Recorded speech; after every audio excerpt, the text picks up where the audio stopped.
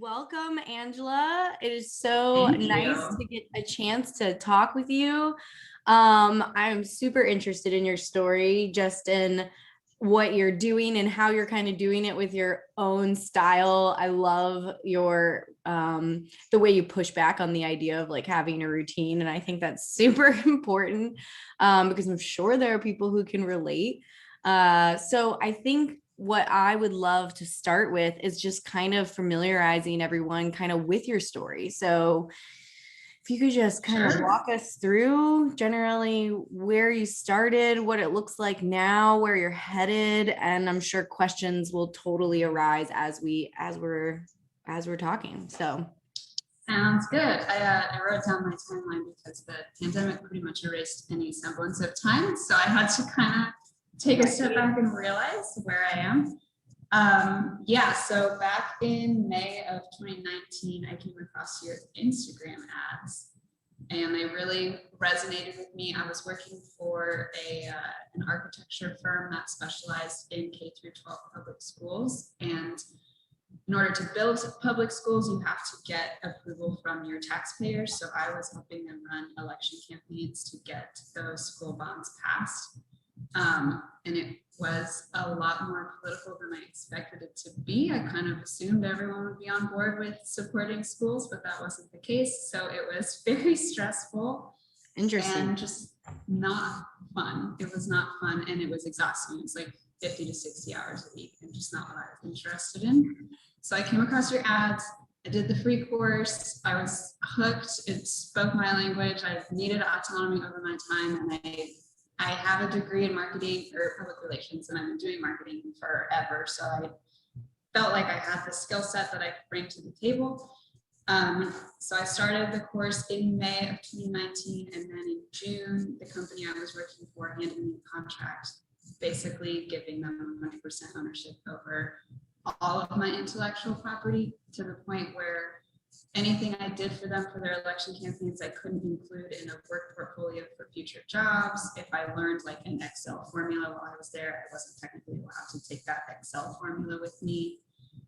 Crazy. Just an unreasonable contract, and it was vague enough that it technically like crossed state lines if they wanted to enforce it that way. It was just not healthy or smart or sane.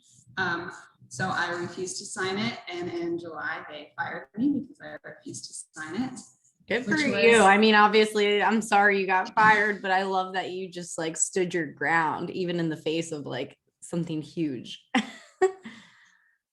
Oh no. You're frozen. Thank you. Yeah, I feel good about it because frozen.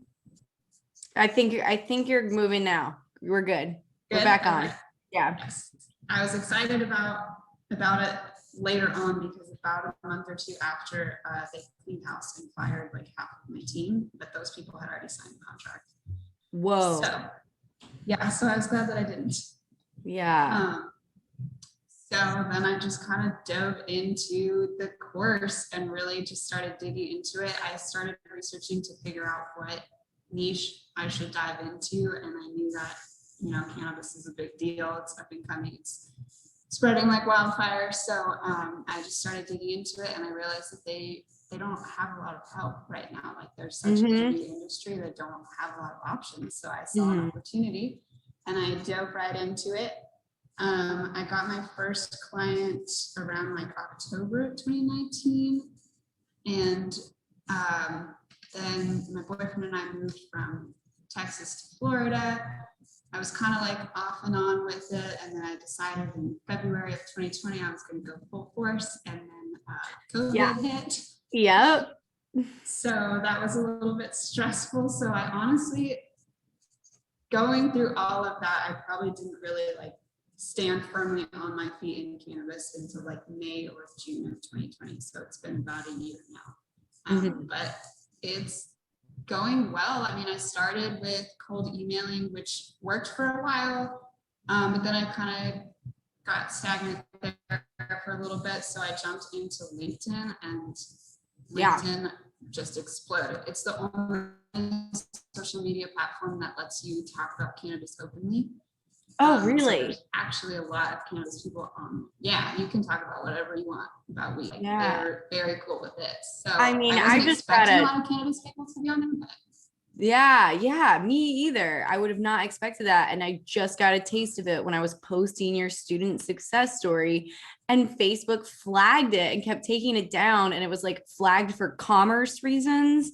And I was like reading it and I was like, Facebook thinks I'm trying to sell weed like via the yeah. Facebook group. And I was like, it was funny, but it was also really frustrating. And so I literally went through the post and swapped out cannabis for Mary Jane. And then it let me And it post was okay. Yeah, and it let me post it. And then I went back and hit edit and changed all the Mary Janes back to cannabis. I mean, I was trying everything. I got rid of the GIF. I untagged you. I was like, okay, I'm getting like a small taste of what like cannabis marketers have to deal with. It is a pain. And the biggest frustration, honestly, is that Facebook and Instagram are so random. Like 10 different cannabis accounts could post the same cannabis content, and only 2 will get taken down and the other 8 will be just fine. Like, it's just hit or miss. It's a pain. So I started out offering social media services, and I actually removed that because It's too much. Because you it's just couldn't, too much. it's like it hasn't been standardized. And so you can't like guarantee when working with your client, like, oh, we'll write a bunch of Facebook posts and they'll be approved because I'm writing them within Facebook's policies, because Facebook is just like, I don't know, like I'm sure it's just bots. They're trying to like automate it and it's not going well, is what I'm guessing. It's not good. Yeah. And especially like I also just felt kind of yucky about it because I'm, charging for these social media services, and I don't want to be the reason that their whole account gets shut down. Right. Because sometimes they'll flag the post, sometimes they'll just say, sorry, your Instagram account doesn't exist anymore. You're out. Whew, I just got like chills. That would be so stressful. So what are you doing then as far as like services you provide? So pretty much the only not only, but the big marketing push that cannabis really has right now is blogs and just organic growth through SEO. Like, SEO is a huge cannabis push right now because it's kind of the only way to talk to our people without getting shut down. And even in that regard, you can still get shut down by the FDA or by your merchant services. Like, if you're selling a product online, whoever you're using as your digital payment provider, if they don't like the blog post that you post, then they can remove their merchant services from your website, and now you can't sell anything online. So blogs, but you definitely have to be careful. Emails are safe.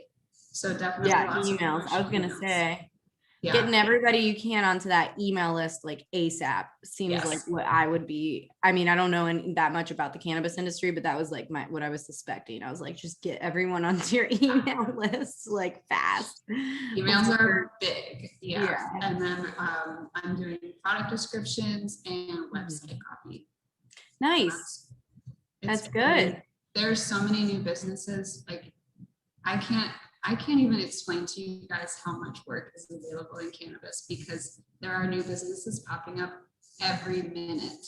So there's so much website copy, so many product descriptions. Like, there is so much that needs to be done, because I mean, states that don't have any laws are going medical, so that's a whole new market. And then eventually the medical turns to recreational, that's a whole new market. But then you've also got, within the state, there are certain counties or cities that maybe blocked dispensaries for a while, and now they're lifting that. So like, there are areas in California where you can't buy weed, and they're lifting those. So now this particular county has it open, so new dispensaries are opening up over there. And then there's also the science side with consumption methods. There's, beverages are coming out. There's cannabis back bombs. Like, all these new consumption methods are also popping up, which creates more businesses and more work. Like, it's everywhere. And like bars, there are like social clubs, at least in LA, that are popping up. And like, this is just going to keep happening. Like, it's going to we're only headed this direction. Very few places I think are going to backtrack, also because quite frankly, people, states are seeing how much money and revenue is being brought in from legalizing cannabis. And so that is just like, that, I Big mean, push. that's what makes things change, really, unfortunately. But it's just going to keep happening this way. So anytime I've heard somebody say they're going to the cannabis industry, I'm like, go do it. I'm sure it's going to be a little bit more complicated, but honestly, you're going to be able to charge so well for your services because Yeah. you're going to have to help navigate that.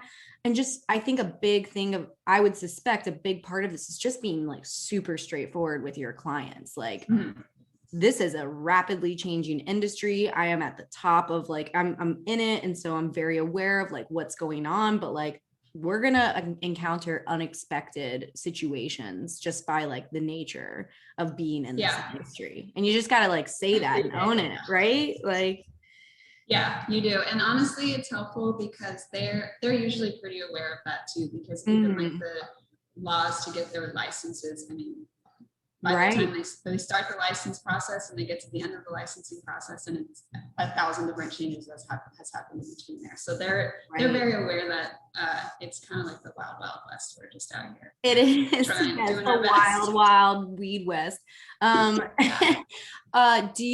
Someone had asked me, have you encountered anything about like where you be like living in a particular state and writing about cannabis in other states as being like an issue? Because that's not generally an issue for freelance writers like in like all around. But I was wondering if you've come across anything about that.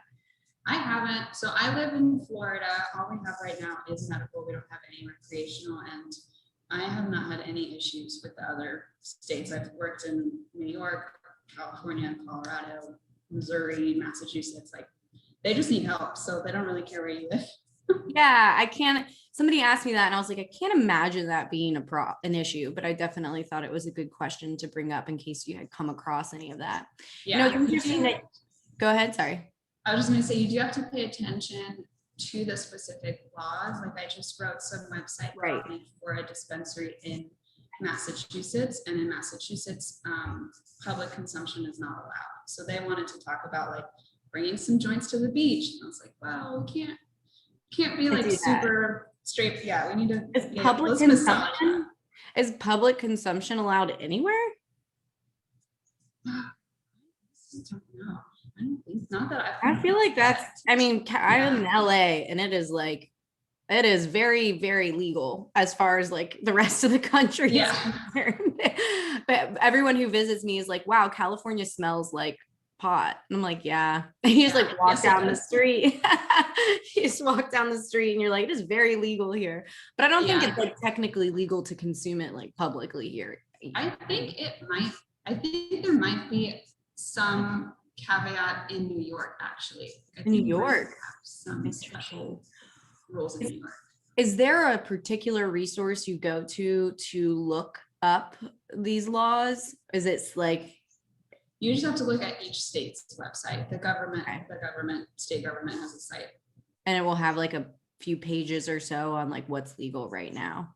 Hopefully a few pages. And then lots of disclaimers, I'm assuming, like tons of disclaimers on everything you write. Like this is lots of, if you're doing like advertisements, definitely disclaimers for sure. When it comes to blogs, you have to be careful with your language. So the FDA translates a lot of things differently than I personally would translate things. So if you're writing a blog and you reference a study, like one study found that CBD helps you fall asleep, you have to actually look into that study and see, oh, hang on, this was a rat study, not a human study. Right. So you have to include that in your writing, one study on rats found, and you also have to include like one study on rats found that CBD alone, like a single CBD as its own compound, helps people fall asleep, not my CBD product. You have to be very specific. Right. You can't, if you don't include the specifics, then the FDA thinks that you are implying that the study was about your CBD product and it was on humans. So honestly, you just have to like really spell it out. Honestly, as somebody who I come from a science background and a research background, I'm like, that's how it should be. Like, people, because in the health and wellness space, people have taken serious liberties to just like take studies and say that they mean things that they absolutely don't mean. You even have to be super careful if you find a resource of somebody citing a study, like I never trust that they cited that study correctly. I always look at the study myself, because sometimes I'll find that they pulled something from an abstract that was like a hypothesis, and then they said it was the conclusion, and I'm like, whoa, you can't do that. Like that's not two different things. Yeah, I'm like, what's happening here? So I think that personally, as somebody who wants like more honest, truthful, transparent stuff on the internet, I kind of think that's a good thing. It is like, it is. Yeah, it's more work for us, but like at the end of the day, then you're able to like charge well for your services, because it's work. It's just extra work, and you should charge for it. So absolutely. And you have to be careful, even like you can't say CBD may help with PTSD, because the FDA translates may as saying that it does. So what do you say then?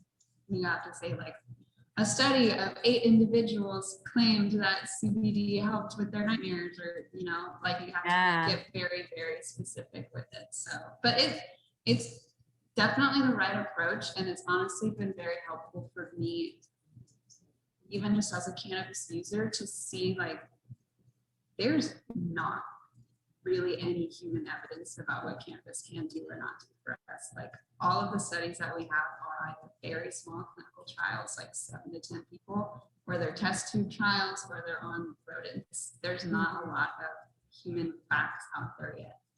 So, well, I think part of it is that, this will change as like cannabis becomes a massive like corporate industry, but before legalization, like the people who pay for studies are often like big corporations. You know, they're the ones who like fund, or the government. And up until now, there wasn't really much of an incentive for corporations or the government to fund these studies. So we will hopefully start seeing more larger, better studies. And so right now it's like a lot of personal experiences.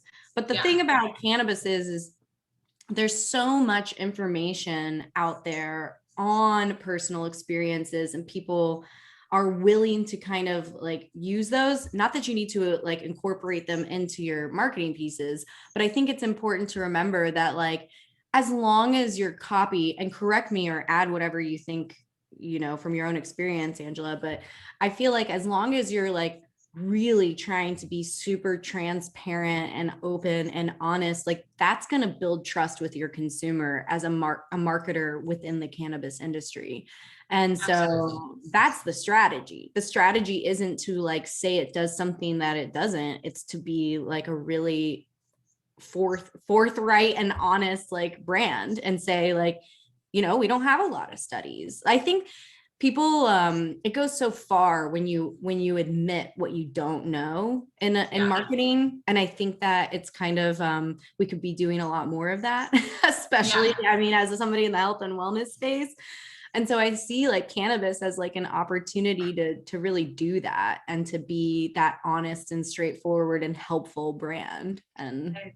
I'm being kicked out of my room right now. Yeah. You're kicked out of your room. Okay, that's okay. This is like, no worries. I'm all about normalizing like real life on Zoom calls. Like we're eating, pets are entering. I'm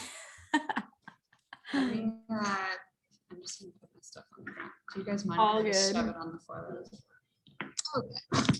Where are you, out of curiosity, if you can talk and walk? I rented a co-working space. Nice. Well, I guess like sort of in the middle end-ish of quarantine, because I was going crazy in my house. Yes, let's definitely talk about that when you get settled. Sorry. No worries. This is real life. It's always been funny to me, you know, I don't know if you can hear me, but I'm just going to fill this time where like you see in, like, especially during the pandemic, because everybody was working from home, and like somebody's kid would walk in the room and they would be like horrified. And I'm just so glad that we've started normalizing like life is actually happening. Like we don't live in like a perfect like office space where like nothing's going to interrupt us. And I think it's like, We're all just things are human. moving. We're all just human. Like, That's one of the things I've appreciated about the cannabis industry too, is because it's so new. And I think part of it too is just like cannabis users are, sometimes a little more mellow, and combined with the pandemic and everything, like people are very real. It's okay if your kid walks in. It's okay if you look like a homeless person on your Zoom call because you just woke up from bed and your hair is like all like nobody cares. So that's hilarious. Nice. Since you just moved spaces, I would love to hear about what led you to get a co-working space, because I think that's really important. And like now with the world opening back up, I just see it as something that it really helped me, because working at home is cool to a point. And then it gets to a point where you're like, I kind of like need to be around other people and to like get up and out of my house.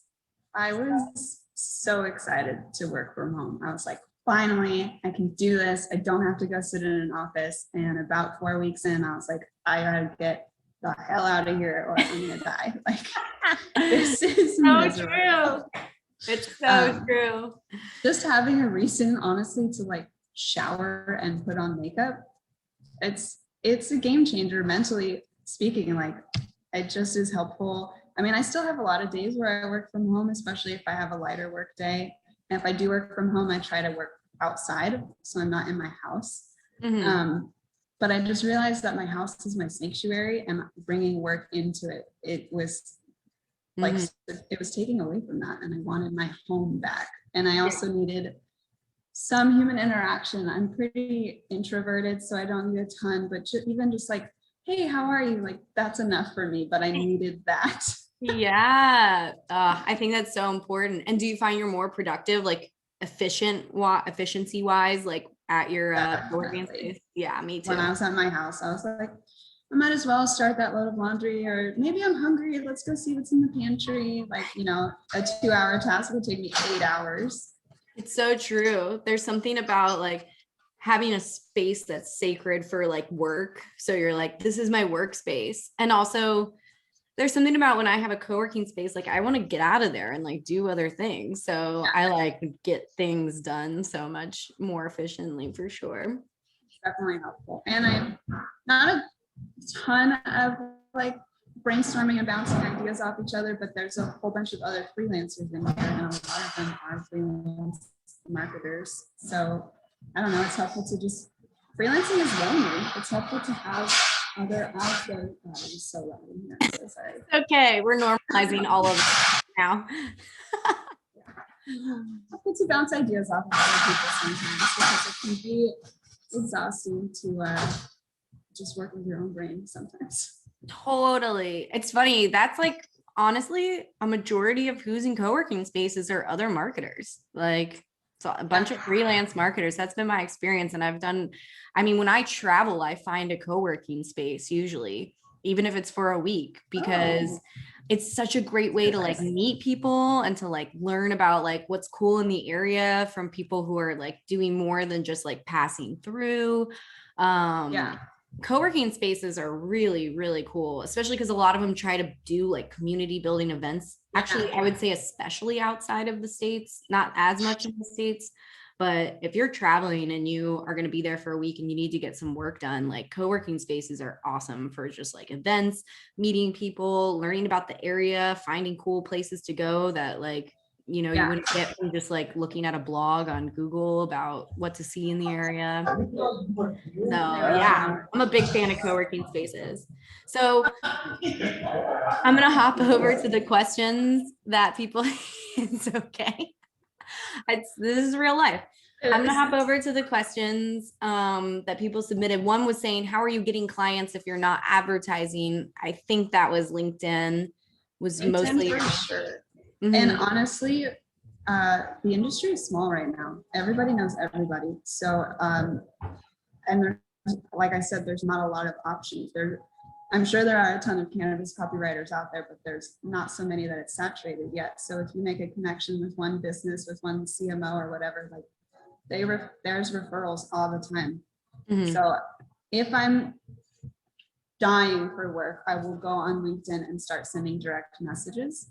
If Mhm. I'm just a little bit hungry and I know my calendar's going to be light, I might post on LinkedIn twice, and just posting, I get people messaging me. Wow. Even just leaving comments on other cannabis people's posts, I Yeah. get people messaging me, like just little minimal activity on it. People see the headline like cannabis copywriter, and they're like, oh my God, I need help. So Yeah. just making a few connections right now, because the industry is so small, it makes a big difference. Yeah, no, that's super important. I had no idea about that distinction between LinkedIn. That's really important and good to know. Yeah. So one of the things I just want to say, because the next questions are kind of about how you are, one of the things that really stood out to me in your testimonial was about how you don't have a routine and you kind of like to go with the flow, which is like very different from me. Although I've gotten better. I think it does, for me, it took years to get to a place where I like kind of could do that. But I loved how you kind of talked about that 1 month you made like 6,000 from copywriting, and you had an opportunity to make up to like 9,000, but you just decided that you didn't want to because your time was valuable and you didn't like that was fine for you. And I loved that part of your story because it just shows how you're really making like this process work for you and what's important to you. And I just, that's my favorite thing to hear from people. So I'd love to hear you talk maybe more about like, what does your day look like then? How do you know when to work? How do you make that work for you? And anything that you have as far as insight in somebody who maybe wants their life to look a little bit more like that. Because you really, one last thing is you really, what I took away from it is that you really tend to use copywriting as a means to like live your life exactly how you want to live it, rather than it being like everything that you do and are all about. Yeah. Like you've got other things going on. And so that I just want to hear all about that. Yeah.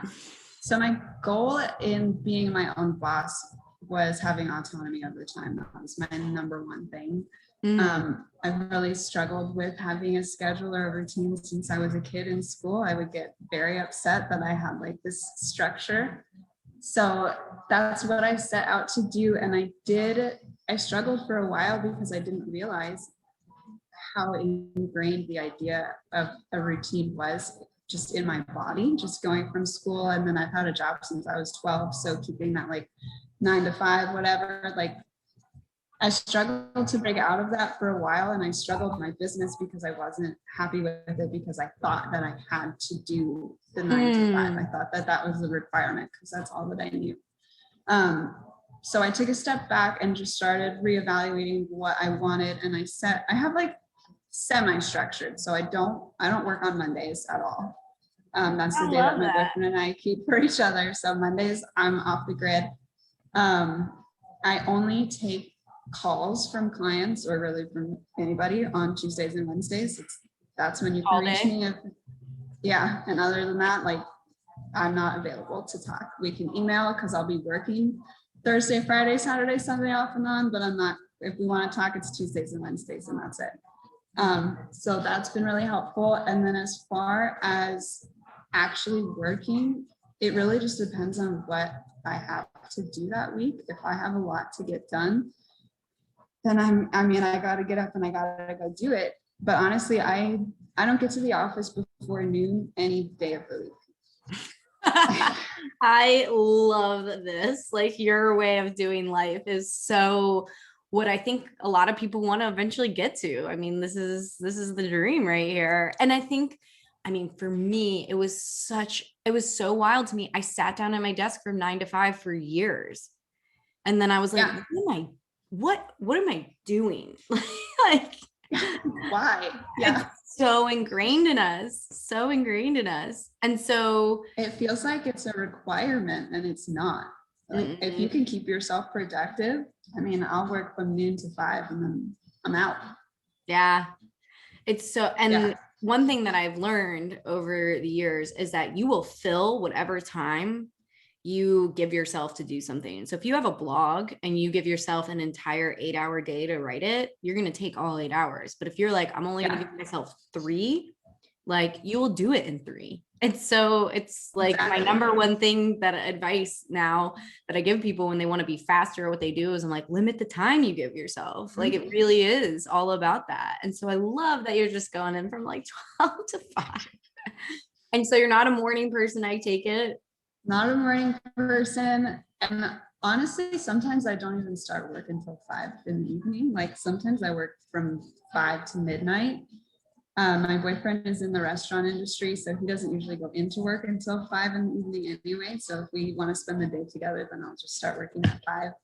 Of course, it depends, on Tuesdays and Wednesdays, and I have client calls, so I have to actually like get up and go do stuff. But if I just have to write a blog or some product descriptions or whatever, like I'll wait till 5 o'clock. He heads to work and just knock it out. But it took a while to relearn how to manage my time, because I thought for a while that I had to take 8 hours to get my work done. I just thought, because that's what they teach you in an office. It doesn't matter when you finish it, you're stuck there till 5 anyway. So it doesn't make any sense. Like now that I'm like working for myself, I'm like, this makes 0 sense. You could incentivize people to be so much more productive if you were like, hey, if you get these tasks done, you can not come into the office for the rest of the week. People would be like, oh, dang. And they would just be so much more effective. Like, yeah, I know. So obvious. I will say it took me a while to get here because, at first I had to actually like build the business and do the cold emailing and all of that. So I did say it takes some time. There were definitely a few months where I was in 9 to 5 trying to get it knocked out. And then after a while, I just noticed like I built it. Like I don't have to be here from 9 to 5 anymore. It's okay. I can leave. And now, especially, a year down the road, I've made those industry connections and I'm getting the referrals. I don't have to spend any time on outbound outreach. I don't have to spend any time finding work. It comes to me now. So really the majority of my work time is just knocking out what I have due to my clients. I don't have to spend my time on my actual business. So I don't need to be in for 8 hours. Yeah, no, that's so important. And I love though, because you did say, and like, if you do want to ramp up work a little bit, you'll just post on LinkedIn and it will like, people will come to you, right? That's so amazing.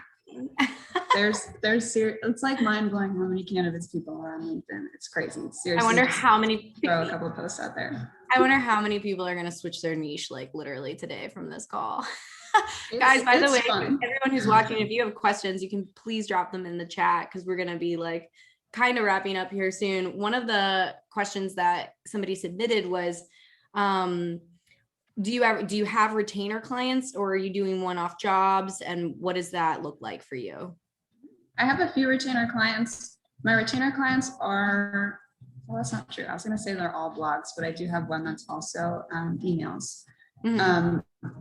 And honestly, like they are the bulk of my work. They're also the ones that send me referrals for one-offs, like website copy. That's usually one-off, but then, they knock out their website and now they need product descriptions and they knock out their product descriptions and now they want to start building up their blog. So you're able to kind of like build that relationship, but I do have retainer clients and they're very helpful to have money-wise. Yeah, no, retainers are like definitely bring an ease of mind. And that's why I recommend blogs because it's one of the like, better retainers. Emails is another one for sure. But then also just building those relationships because over time they're eventually going to have more copy needs. Like, yeah, absolutely. And even with product descriptions, like dispensaries or even cannabis brands, they bring in new products, they update their strains. Like I don't have one, but you can have the product description retainer because they just rotate through their inventory and there's just so many new things popping up on the market every hour. Yeah. There's definitely a few retainer options. That's interesting. And I can totally see how that might be. And it's just going to keep growing is the thing. Woo, questions are flowing in the comments. So the first one is, I'm glad I said something. What exactly do you post on LinkedIn? Like, where are you posting? A honestly get the most traction by posting questions. Cannabis people are very, very passionate, and they love to share what they know because this is an important plant and people need to know about it. So posting questions gets a lot of traction, even as simple as like, hey, can you guys recommend any cannabis related podcasts? And that would like flood in. Or, hey, what do you guys know about Delta 8 THC? And stuff like that. Yeah, so posting questions is helpful. I do also post some like copy tips, if you will, or even just marketing lessons that I've learned. I posted one about, we've all seen those websites where they got the copyright, but they didn't take into account the actual aesthetic of the website. And so you can't even like read the words over the image or the video that they used in the background, or they used the wrong color font or whatever. And it's hard to read the copy that they paid somebody to write. So just posting copy tips like that. And then also just commenting on other people's posts, like starting a conversation, engaging in the conversation, showing that you're interested, showing that you do have some knowledge or you do have some questions, like just engaging. People love to. Yeah, because they see that you're that cannabis copywriter, and it's just like an organic way of being a voice in the industry. I love it.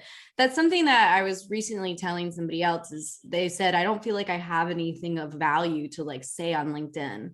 And I'm like, no way. I think that, I mean, first of all, everyone has things to say about copy in general. And you just can make it like industry specific, like just taking some general copy advice and talking to your industry. I think you're frozen again. Oh no.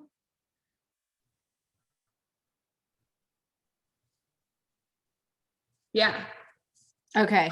You there? Okay. I hear you. I don't see you. It's okay. We'll keep going. There you are. Yeah. So anyway, LinkedIn posts, I think sometimes people overcomplicate it and think they need to be saying something that's like totally original. Okay. Can you hear me? All right. Can you hear me? Point LinkedIn. Yes. Go ahead. Sorry. Can you hear me? Yeah. Okay. Yeah. Go ahead. At this point, LinkedIn it's like any other social media. Right. It's like any other social media. You can just post it like you're posting on Facebook. Like you don't have to sound like. Right. Right. So this next question is from Julia. How do you manage working with multiple possibly competing cannabis companies? There is the benefit of working in different states, I guess, if you will. Like a California company is not really going to be competing with a New York company. And I just keep an eye out for myself. Like I work for a cannabis IT company. They build like POS systems for the cannabis industry. And I had the opportunity to kind of explore a competitor of theirs. And I just decided I don't want to be that person. And there's so much work in the industry that I don't have to be that person. So I just stuck with my original client and went and found other work. You just kind of have to be aware, really. There's just so many states that have so much different work. Like you don't have to worry about that at this point. Yeah. If there's too much going on in Colorado that you don't want to like get mixed in on it, then hop over to Nevada, hop over to New Mexico. Like there's so many options. Right. Yeah. Interesting. I totally can see that. I think it's also very common, for people in all forms of marketing to have a niche, including like Facebook ads and stuff like that. And so usually people are aware of that in the marketing world, it's common for somebody to be a specialist in a niche, and therefore you're going to be working with competing companies or brands. But the thing is I don't know. I just feel like it's a little bit of like using your common sense and, being really straightforward with your clients and just not, working to make sure that they're not competing with each other. Even I write for like mostly functional medicine doctors, and I just make sure most of them have certain chronic conditions that they focus on. So we just really Right. emphasize their strengths, and that makes them not really competing with like the other people I'm writing with. And also Exactly. their location does like play a part. But yeah, that's a good question, and definitely. And I keep, Go ahead. yeah, for sure. And I keep, it's not updated at the moment, but I try to keep my website updated with who my clients are, just so anybody looking into me can see who my clients are too. And Yeah, make the decision on their end. that's a really good point. These are my clients, and you make the decision that feels best for you. Totally. Yeah. Because some people will have that very like alpha competitive mindset, and some people will be like, nah, it's okay, I like trust you. Like, Yeah. And honestly, cannabis is still such a grassroots industry. Like there's competition, of course, and there's definitely some like alpha dog mentality in there, but a lot of the people, like their competition right now is not each other. Their competition is the government and misinformation. yeah, they're like, we gotta like take on like we have other issues besides Exactly. like competing. We're trying to like carve out a whole new industry. That's really funny. Yeah, I could totally see that. So the next question is what kind of products are you describing? I've done a lot of strain descriptions. Strain descriptions, just describing like the actual plant. There's so many. I've done capsules, tinctures, topicals. My favorite that I did was edibles. There were these chocolate bars, and they had a very fun kind of like stonery tone of voice that I could get really like punny with it and just kind of creative. So that was my favorite one. Nice. But yeah, I mean, mostly strain descriptions, honestly, mostly just describing the actual plant, which can be difficult because nobody can ship me anything.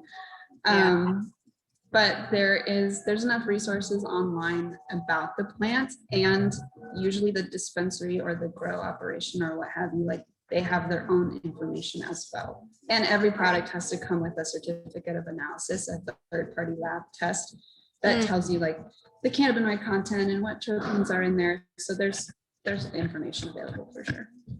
Interesting. Yeah. I mean, because I don't know, I've written product descriptions for like e-commerce supplements and things like that. And, you can usually figure out things that you can say without actually like testing everything. Yeah.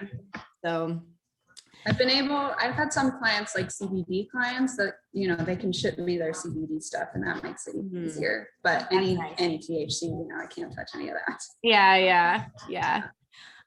So Sasha asked, at this point, do you feel like the stigma has gone down enough that you could switch niches if you wanted? I'm curious about doing some work in this niche, but I don't know if the stigma would follow me if I eventually work for more child-friendly content. I've got thoughts, but I'd love to hear your thoughts. That's a great question. Isn't it? I know, that's a really good question. Honestly, I think it depends on where you are, what state that you're in. There is a big push right now in the industry for like moms that use cannabis are coming forward and saying like, hey, this is a really helpful parenting tool for me, and it should be just as normal as like mommy needs a glass of wine. Yeah. So the stigma is changing and expanding, and people are becoming more open-minded, but honestly, I would just be aware of what state you're working in, because there are certain places where I do think that if you had cannabis work and you brought it up to certain other clients, they would not be on board with it. Totally. But I also think that like, so if you were to work in a child-friendly or a child-focused like industry after, you're not necessarily going to be working with certain people in a particular state. I mean, it depends on what you're doing. So like, I really think that that's going to be so much more of like an individual like philosophy that you are for sure probably going to have brands run by maybe somebody who is like not cool with that. Yeah. And then you're going to run into people who are like, I mean, that's not my jam, but like, it's fine to me that you wrote about that. Like, that doesn't affect your writing for me now, and so I just think that for me, that seems like it's a potential like self-limiting belief to like to choose who and what you're going to write for based on like potential problems that literally might not even happen to you. So I wouldn't like, and honestly, like, yeah, if you could bring to the table, and like, sure, I wrote for Cannabis, but I made this company X number of dollars with my writing. Like, they're going to, yeah, they're going to notice the revenue that you made them before they're going to notice that it was for weed. yep, totally. Hopefully. Again, it's just going to depend on the individual. Yeah, totally. Also, again, I can't imagine like, I don't know. I can't imagine like not wanting to work with someone just because they wrote in an industry I don't necessarily agree with or participate in myself. Like that would not, I mean, you would have to be doing something really horrific. Like, you know what I mean? So Right? I don't need to like agree with everyone's beliefs that like works with me, but that's just how I am. So, yeah. So how much, the next questions are rolling in and I am real excited about it. So how much knowledge did you have in cannabis industry before you got started? I decided against it when I picked my niche. None. None. I mean, I used cannabis, I enjoyed it, but as far as like the scientific aspect and, you know, how the plant interacts with the body and all of that stuff, I didn't have any knowledge. I just dove into it because I saw that they didn't have any help. So I was like, all right, well, you guys need somebody to do this regardless. So yep. That's the thing about picking niches. I'll do the research and I'll write it. And I have learned so much. That is something that I've tried. I try to like hammer in to people as like, you don't need to be an expert in your niche, but you have got to be willing to like want to learn about it because you are going to be researching and writing about it. And eventually you're going to become an expert in it because this is going to be like that's why I'm all about like, don't go after what's like quote unquote profitable. You better like want to like read and write about it a whole lot. So that is lot. That is so much more important because if you go after something that just like is so boring, but you did it because it's profitable, like I just have seen so many copywriters like they just like can't maintain that. So yeah.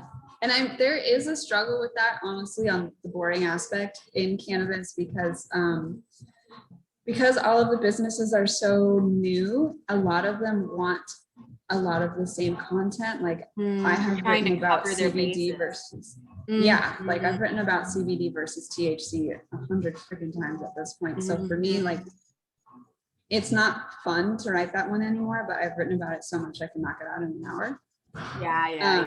So I do have a bit of a frustration with that, but I have started just being honest with businesses and being like, hey, there's millions of THC versus CBD articles on the internet already. Like, you're not going to gain anything from adding this to your website at this point. You're not going to win SEO. You're just not. It's saturated. It's out. So just being upfront about that. Because I did get bored for a while having to do that over and over again. And now I'm just to the point where like, I'll write it for you. I can do it in an hour, but there's no benefit for you. So important. I love that. It's so important to make recommendations to your clients like that. Like that's what your job is. And I think a lot of people are nervous to make such like bold recommendations, but that's what we're here for. Yeah. So we're just keeping writing, but where do you go looking for studies?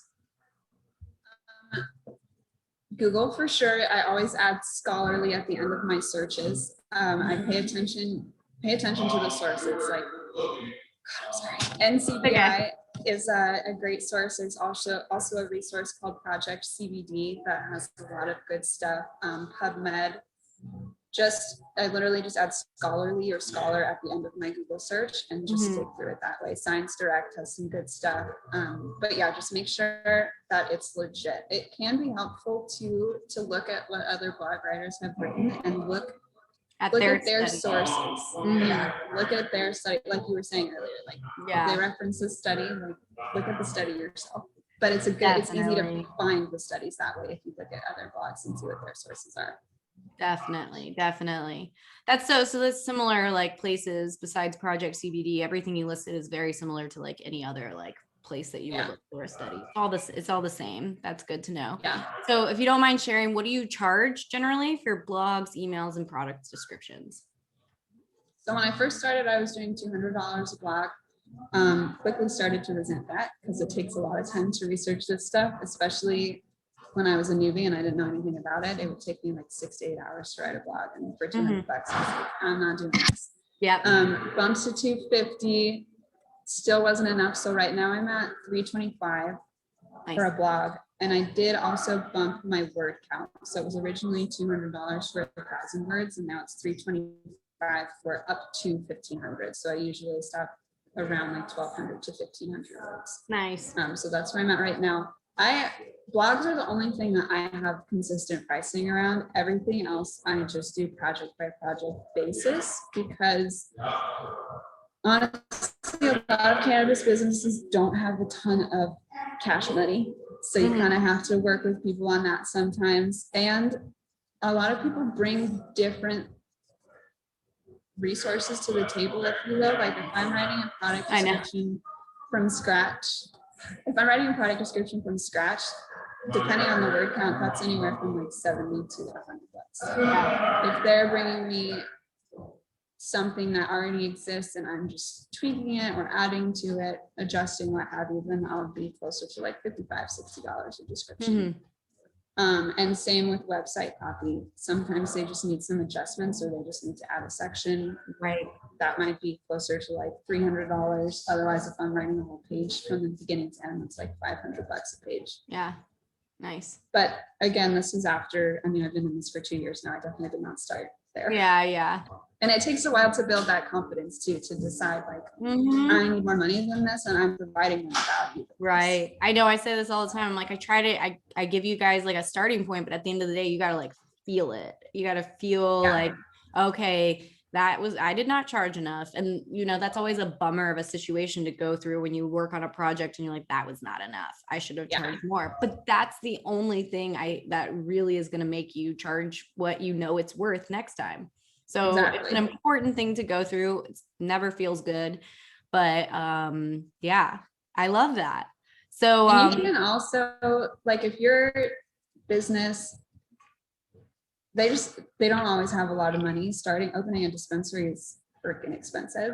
But you can trade also. Like, I have a business right now that I work with. He can't necessarily hire me for writing yet, but he's building a resource of like, basically like the Amazon of CBD is his goal. Like, come here and find whatever CBD product from whatever brand that you want. Nice. But he only wants to provide high quality stuff. So he sends me free products. I provide him my honest review, and I provide him pictures that he can use on his Instagram. Nice. Yeah. So that's cool. You can trade stuff too. Yeah, that's awesome. So there's one more question. Is what do you put into the search to find connections in the cannabis niche on LinkedIn? Cannabis. I was like, I have a guess. Yeah, I just throw cannabis in there and see what pops up. And I pay attention to, the algorithm keeps track of what you're doing. So stuff will pop up like, recommended connections or whatever it's called on LinkedIn. And sometimes I don't have LinkedIn Premium, so it will limit the amount of searches you can do in a month. And if that happens, then I just start digging around. I'll click on a cannabis connections profile, and I'll go to their connections, and I'll just start connecting with their people if I'm not allowed to search anymore. So smart you are. Oh man, Angela, I love your story. I love your approach and how you've like so made this work for you. I really love how you're like introvert, routine averse, not a morning person. Like so many people I think needed this story, because we got a lot of morning people usually talking. Yeah.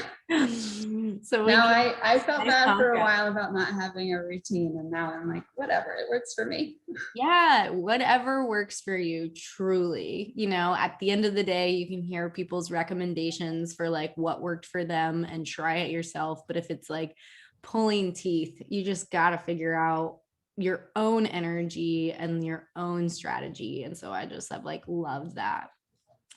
So before we wrap up, is there I love to wrap up with the question, like, is there anything that you would say to maybe an earlier version of yourself going through this process? So like maybe when you first started and had a lot of doubts, if you could go back and like talk to yourself back then, like what would be the advice you would give? Don't worry about being so perfect, I guess. And by that, I mean, like, it's okay that you don't know anything about your niche. Like, you're here to learn about it. And don't assume that everybody in the cannabis industry are veteran consumers, right? I went into it thinking that I was just going to be this newbie. I've only been smoking weed for like 4 years, right? This is a new thing for me. And I felt like a poser. I felt just like this outsider, and you get into it and like, people don't care. They're just stoked that you like cannabis. They're stoked that it helped you find whatever part of you needed to find. It helped you build your business. Like, don't worry so much about coming across as an expert, because nobody really is like a super expert anyway. We're all just out here learning. That's what it is. We're like all everybody's just trying just learning. to figure it out. Yeah, we are all just trying to figure it out, and it is okay. Like, yes, that is and people respond to that honesty. Like, if you just say flat out, like, I don't know, but I'll find out. I'm gonna figure it out. Yeah. Totally. Yeah. That's what they're doing, especially in the cannabis industry. Everybody's just kind of figuring it out and dealing with like the changing landscape. So yeah. Oh my gosh, this was so wonderful. I thank you so much for taking the time to chat with us about all of this. Thank you. I have a feeling a lot of people are going to be like wondering if they should change their niche right now.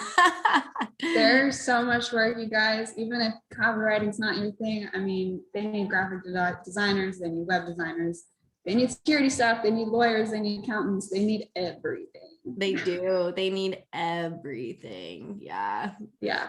So well, thank you Thank you for your patience with all of this happening around me. Sorry that it was I'm all about it. I said it. I've already said it, but I really mean it. I think this is just like, we need to just normalize life and work. Just is what it is. This is what it is. This is how we do it. Well, thank you so much, Angela. Have a wonderful day. And I'm sure we'll catch up some other time. Bye. Yeah, sounds good. Thank you. See you guys. Bye, guys.